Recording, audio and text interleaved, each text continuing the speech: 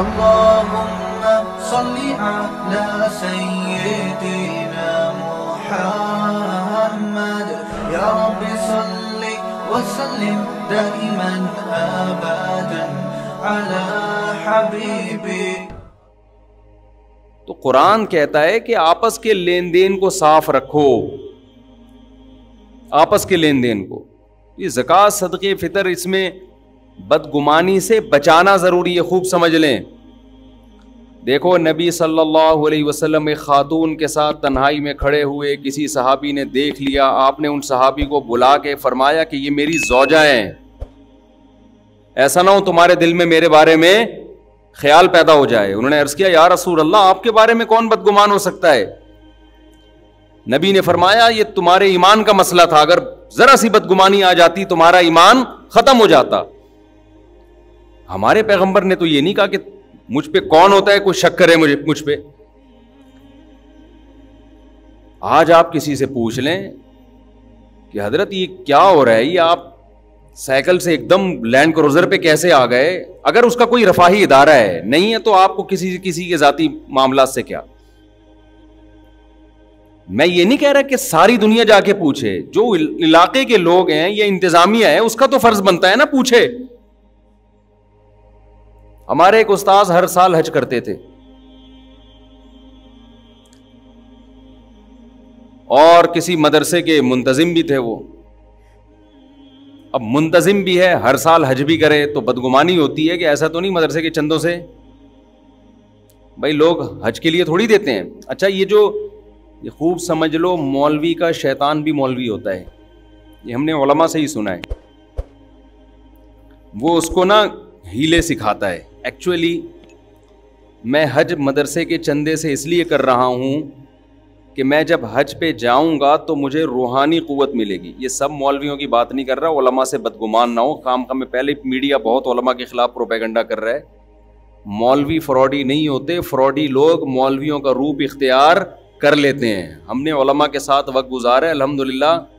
ہم نے علماء میں جتنا تقویٰ، للہیت اور سخاوت دیکھی ہے اتنی مجھے کسی اور میں نظر نہیں آئی، کم از کم میں نے تو نہیں دیکھی.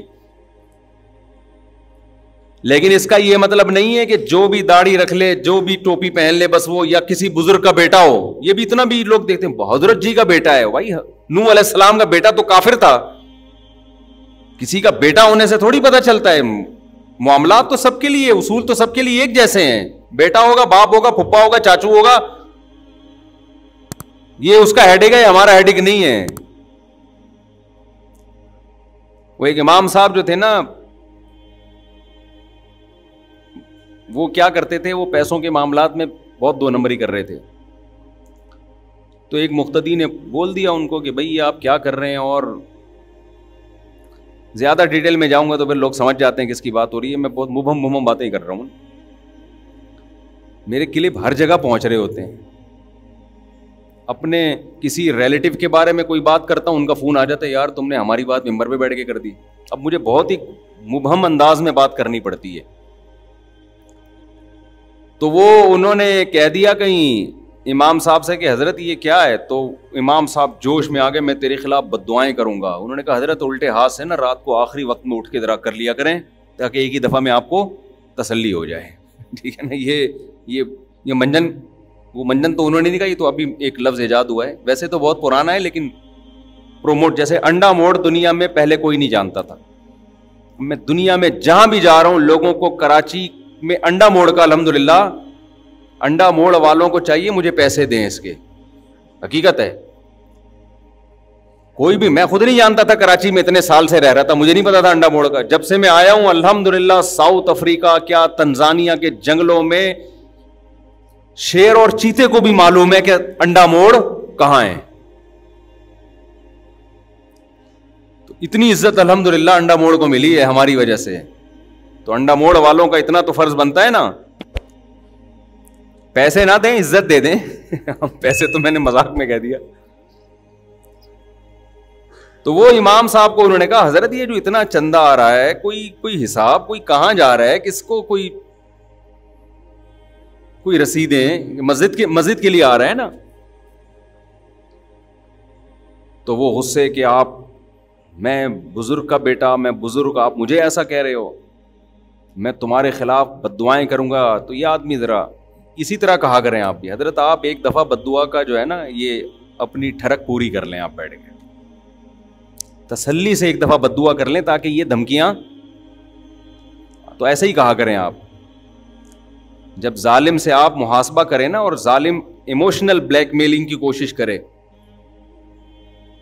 تو کوئی جیسے عاملوں کے بارے میں بھی یہ کہتا ہوں نا، عامل کہتا ہے میں تیرے اوپر اتنے جنات بھیج دوں گا، تو یہ اور یہ، تو بولے یار تو ایسا کر ایک دفعہ بھیج دے. صحیح ہے نا. یہ ٹوپی ڈرامے ہمارے ساتھ، یہ منجن یہ کہیں اور جا کے بیچنا، یہ ادھر نہ بیچ تو منجن. دیکھو بہت سے مسائل آپ کے کانفیڈنس سے حل ہوتے ہیں، جھگڑوں سے حل نہیں ہوتے. وہ ایموشنل بلیک میلنگ پہ آ گیا، آپ ایک دم جذبات میں آ گئے، وہ تو چاہ رہا ہے کہ آپ جذبات میں آؤ. تو آپ کا کام ہے بالکل بھی سب سے پہلے آپ نے گھبرانا نہیں ہے. ٹھیک ہے، گھبرانا نہیں ہے بالکل. وہ میں واقعہ سناتا ہوں نا کہ ایک بندے کی کال آئی میرے پاس، مجھے کہنے لگا کہ میری آمدن کم ہے، میرے سسرال کا مطالبہ ہے کہ بچوں کو اچھے اسکولوں میں پڑھاؤ، بچوں کو اچھے اسکولوں میں اچھے اسکولوں کی فیس افورڈ نہیں کر سکتا. مجھ سے مشورہ لیا اس نے، تو میں نے کہا نہیں پڑھاؤ. دنیا میں اس سے بڑا بے وقوف آج تک پیدا نہیں ہوا جو اپنی چادر سے زیادہ پاؤں پھیلائے. میں نے کہا پہلے کھانے پینے کو فوکس کرو، ایک مناسب رہائش، اس کے بعد تعلیم ہے. تو کوئی بات نہیں کم تر اسکول میں، بلکہ ہوم اسکولنگ کا انتظام کر لو. اگر اور بھی کم پیسے ہیں، کوئی ٹیوٹر رکھ لو، وہی پڑھا لے، وہ زیادہ اچھا پڑھا لے گا، کم وقت میں بچہ زیادہ اچھا بن جائے گا. کہہ رہے میں یہ بات مان رہا ہوں، میری بیگم نہیں مان رہی، اور میری ساس اور میرے سسر بھی انوالو ہو گئے ہیں، مجھے فل ٹینشن دی ہوئی ہے انہوں نے. تو میں نے کہا ان سے بولو کہ بھائی بچے میرے ہیں، سسرال سے بولو بچے کس کے ہیں؟ میرے. خوب سمجھ لیں اسلام میں بچوں کی تمام تر کفالت باپ کے ذمے ہے، اور مکمل ولی بھی بچوں کا باپ ہے. سمجھ رہے ہیں کہ نہیں سمجھ رہے؟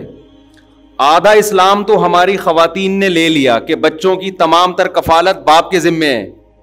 باقی جو آدھا تھا نا کہ یہ باپ ہے، اس گھر کا باپ کون ہے، حکم کس کا چلے گا، اس کا چلے گا، یہ والا ہماری خواتین نے اسلام سے نہیں لیا. ماں کے اپنے حقوق ہیں، لیکن آرڈر کس کا چلے گا؟ جب ماں اور باپ کے آرڈر میں ٹکراؤ ہوگا تو پھر شریعت کس کو ترجیح دیتی ہے؟ باپ کے آرڈر کو، کیونکہ سربراہ وہ ہے.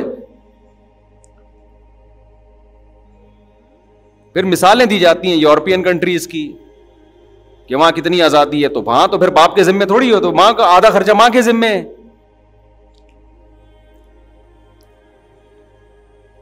تو مجھے کہنے لگے کہ بھائی میرا سسرال بھی انوالو ہوا ہے. میں نے ان سے کہا، ان سے بولو بھائی میرے بچے، میں باپ ہوں، میں فیصلہ کروں گا کیا کرنا ہے انہوں نے.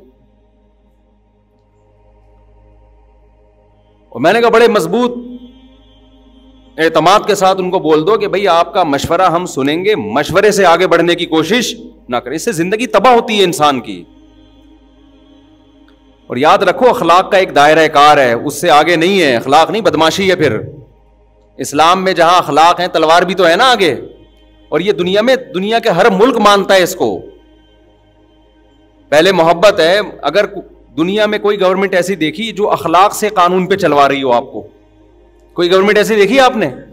آپ امریکہ گئے جی، لال بتی پہ جناب وہ گاڑی روکنی، آپ نے نہیں روکی، پولیس والا آیا، کائنڈلی ایکچولی دیکھیے ایسا تو ٹکر ہو سکتی ہے، کوئی بندہ اسٹیکر بن جائے گا، خام خامے گاڑی پہیے کے نیچے چپک سکتا ہے، اب اتنے ایکسیڈنٹ ہوں گے، آئندہ اپنا خیال رکھیے گا.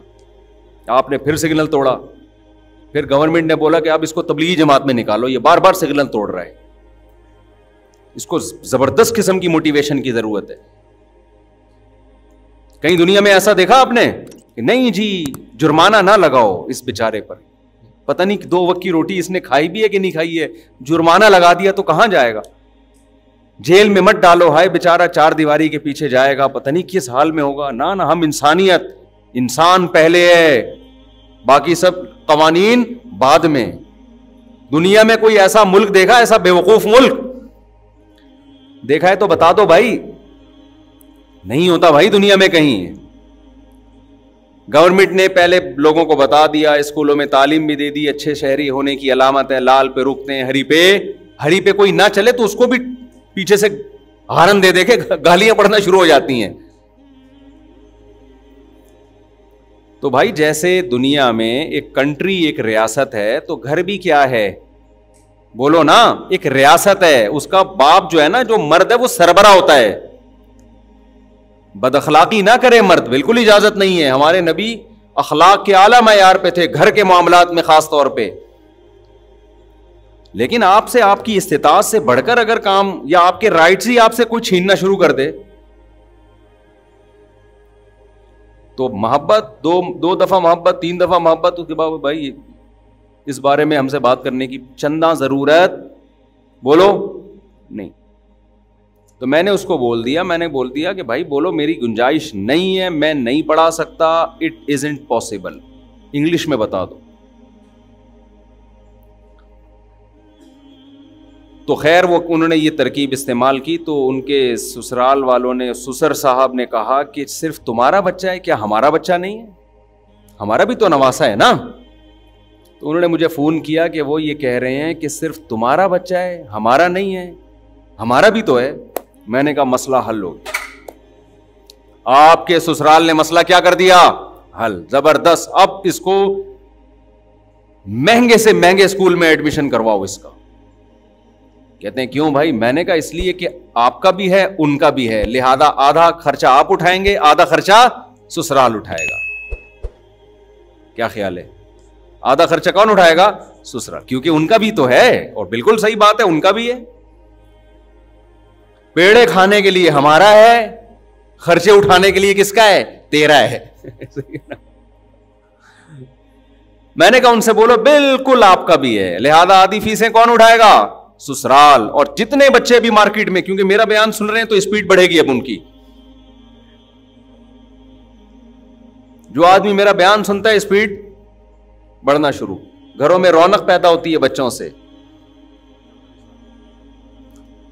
عورت کو تو زیادہ فائدہ ہے اولاد کا، اسی کے کام آئیں گے یہ بڑھاپے میں، اور اسی کے آنکھوں کی ٹھنڈک ہیں.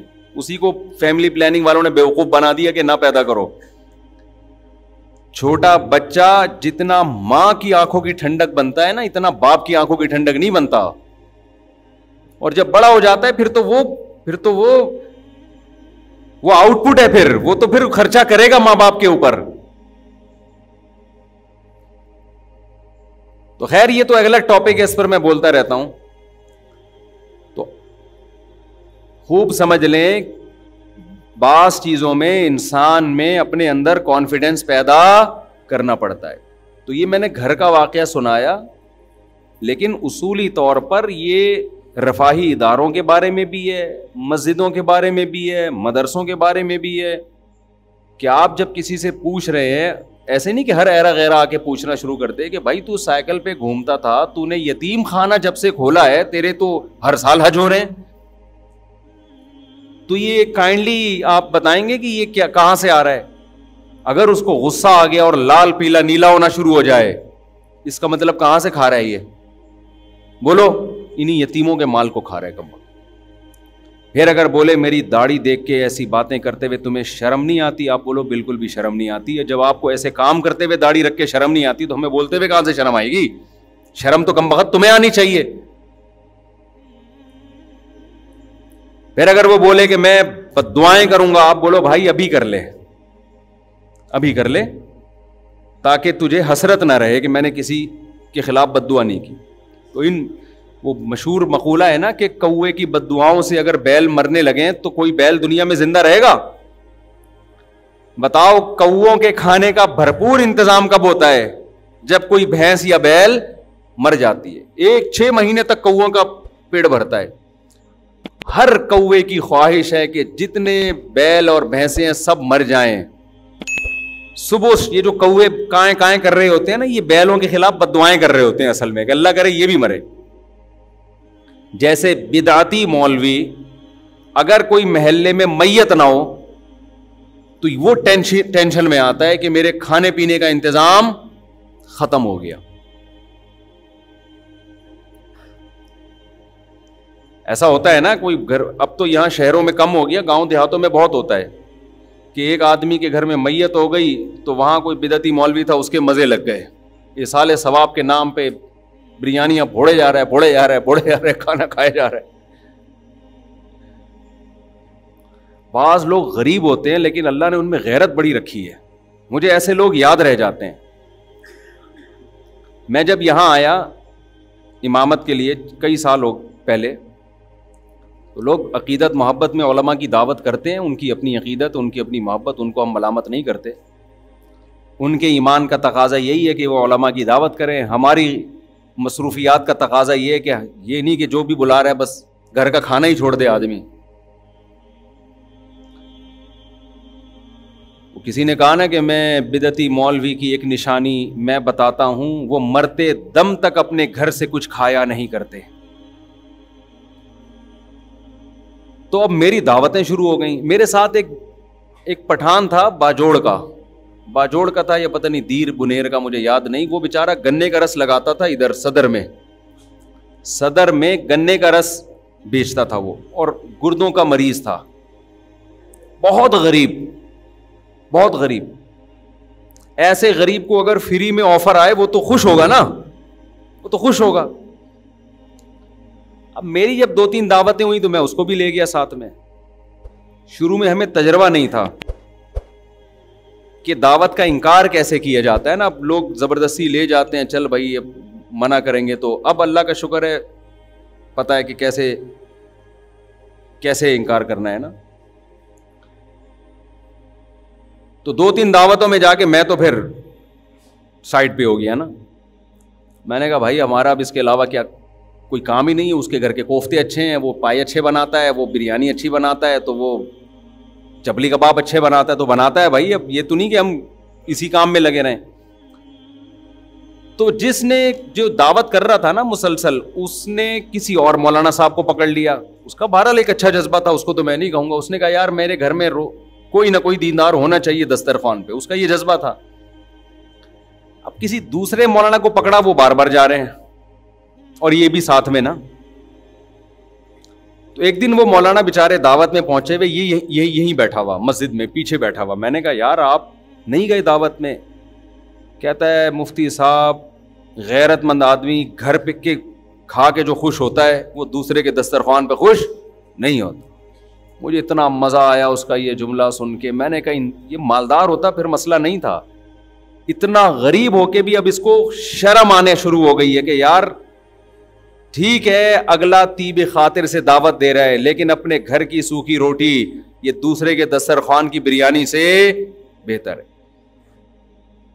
اچھا میری عادت ہوتی ہے ایسے خاندانی آدمی کو تلاش کر کے پھر اس کے ساتھ تعاون کروں میں. ایسے غیرت مند لوگوں کے ساتھ تعاون کرے انسان. مفتی طارق مسعود صاحب کے بیانات سننے کے لیے youtube.com/مفتی طارق مسعود کو سبسکرائب کریں, اور اگر آپ لائیو ویڈیو کو کبھی بھی مس نہیں کرنا چاہتے ہیں تو سبسکرائب کرنے کے بعد بیل آئیکن پہ کلک کرنا مت بھولیں. جزاک اللہ.